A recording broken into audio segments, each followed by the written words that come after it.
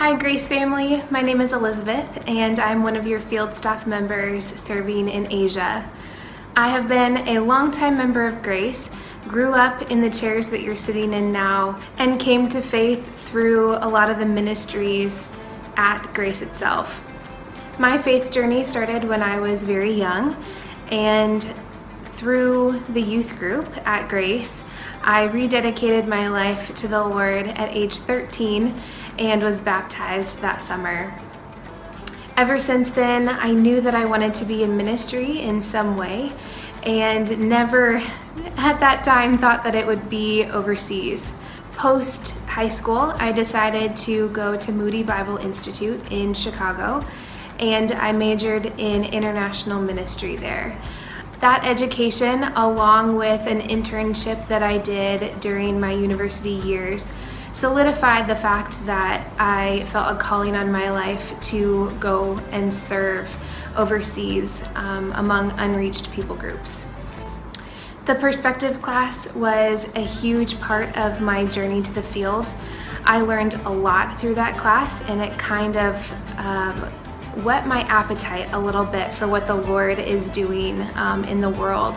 The community that I serve in my country of service is high caste individuals, so people of a lot of influence in society.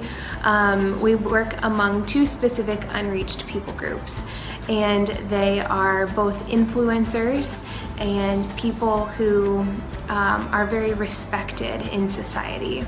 The spiritual climate among these two people groups is very dark. There's a lot of false worship to false gods. The amount of darkness, spiritual darkness, is incredibly heavy in this society. There is this in-your-face sort of assault to all of your senses because of the false worship to gods. Because the people that I'm working with are very affluent, many of them are business people, and I felt like not only was business a secured visa into the country, but it was also a way to reach our people in a very strategic way. I am opening a business myself. Never in a million years would I have thought that that is what I would be doing here, but it is just been open door after open door after open door for me to open a co-working space in our community. There's a lot of need amongst freelancers and entrepreneurs in the society here.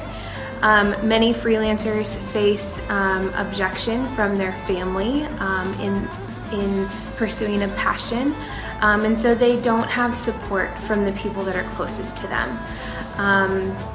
There's very little value for people wanting to venture out and do something on their own that doesn't include being a doctor or a lawyer or an engineer. And so many of the freelance and entrepreneur community don't have the resources that they need. And so by offering a co-working space, we not only are meeting the needs physically of people, but we are also getting to build relationships with them to show them that we have answers to their spiritual needs as well.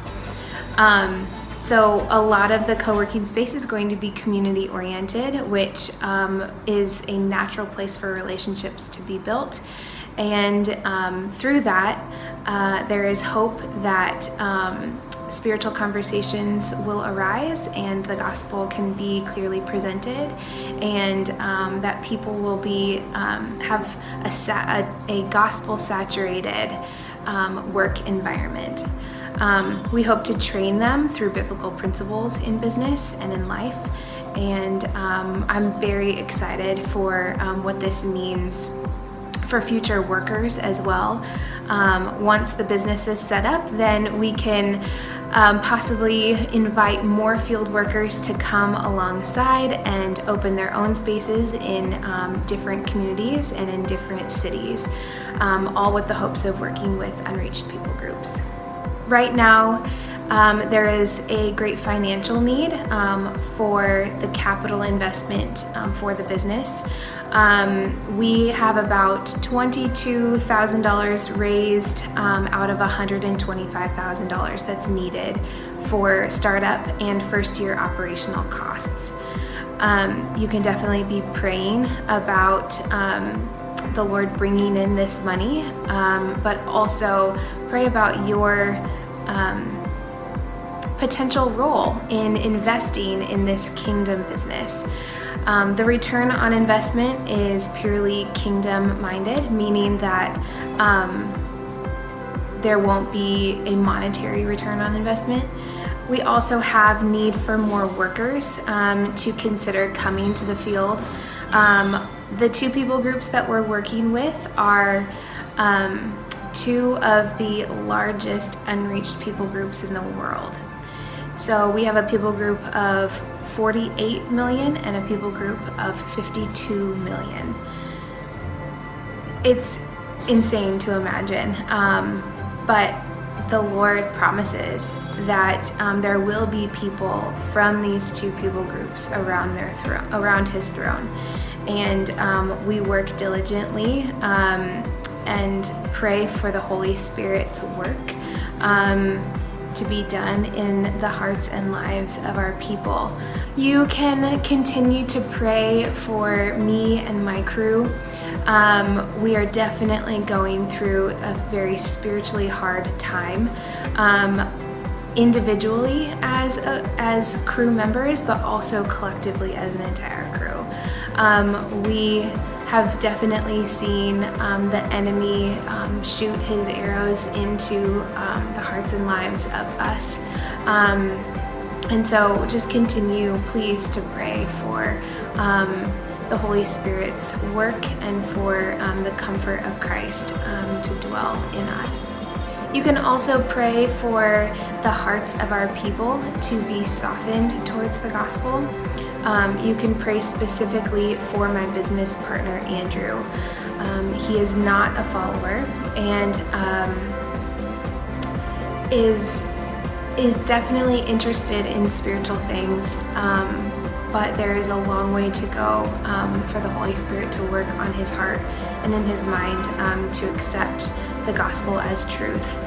Lastly, you can pray for the Makers Space, my co-working space here in Asia. It's incredibly exciting to see the potential that this could have for the kingdom. And so we just ask, I, along with you, ask that the Lord would use this for His glory and for His glory only, and that it would be just a shining beacon in the midst of such dark streets and dark hearts. Thank you so much, Grace Community. I am honored to be a part of your field staff in Asia and look forward to hearing from you in the future.